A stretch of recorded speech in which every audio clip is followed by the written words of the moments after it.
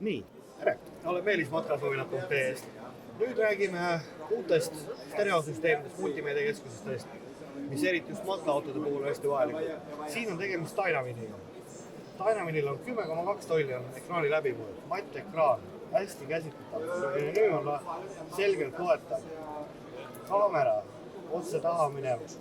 Ja selles suhtes on see, et mis tema üks meeletult veel üks suur omadus on see, et ta istub sees nagu tehase originaalmatk, ilma ühegi lisaraamita, ilma midagi sellised väljapoole tulemata. Ja üks huvitav funktsioon, mis täna makkidel vähe on, inimestel on veel plaate järgi. See mängib ka veel CD-plaate ja tal on CarPlay on olemas, ehk siis täielik ühildavus veel nutide seadmine. Nüüd sama asi Dynaminilt on uude 10-tollise ekraaniga uude Mercedes Sprinterisse. Väga ilusti sisse ehitatud, ei ole ka samamoodi ühtegi üleliigset raami ega midagi. Kõik see töötab täpselt samamoodi selle sama põhimõtte peal. Menüü on nagu kogu Dynaminil ikka. Väga selgesti arusaadav on navid, asjad, kõik on sees.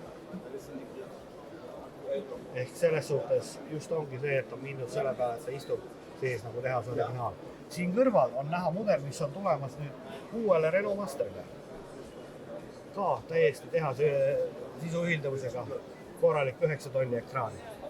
Nüüd selle aasta uudisena on Dynaminil mitte enam 10 tolli, nagu kõik lähevad alati suuremaks, aga on lihtsam versioon, kindlasti odavam ja 9 tolli. Muidu samad Dynamini funktsioonid, kõik asjad on sees olemas, navigatsioonid, asjad. Ainuke erinevus on see, et sellel mudelil puudub CarPlay ehk siis ühildavus nutitelefoni, mille saab nagu lisapaneelina juurde osta. Et siin on samamoodi kõik tagurduskaamera funktsioonid, kõik sellised asjad on tal olemas, navigatsioon kasutab just spetsiaalselt track software'i, mis on siis autosuvilatele ja nendele mõeldud. Et saab oma pikkused, laiused, kõrgused kätte. Nüüd tagurduskaameratest. Siin on olemas selline klassikaline tagurduskaamera, pilt on selline nagu tavaliselt tagurduskaamera.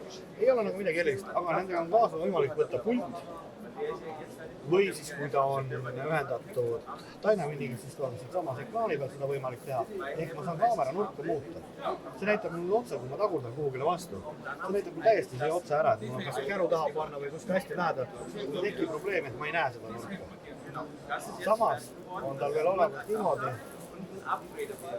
ehk see tagumine hästi pikalt vaatamise nurk. Ja nüüd on võimalus veel kaamerat tsentreerimist veel muuta. Ehk kui siit poolega liikuda, selle järgi vaadata, kui mina kaan siit keskele või enne iga noole vajutusega läheb rohkem paremasse serve. Ja see tähendab ka seda, et siia tuleb rohkem vaate välja. Ehk siin vasakut serva näete rohkem. Niimoodi saab mõlemile poole vaadata, et sa näed külgede peale, mis on rohkem. See on just vakaautoga sõita, see on hästi tähtis. Küljed tagumine ots liigub liiga palju, sa näed seda. Nagu videos on näha, ta näitab tagant muuta seda, kui kaugel see rekka on. Filmitud väikse pildi peal on auto tagant, ees on see valge auto, mida ta näitab. Ehk sa näed väga ilusti ära ka sõiduvad, mis sul taga toimub. Ei ole pimedaid nurkasid. Tänud tähelepanu eest ja jälgige matkasuvilad.ee, kus alati rohkem infot.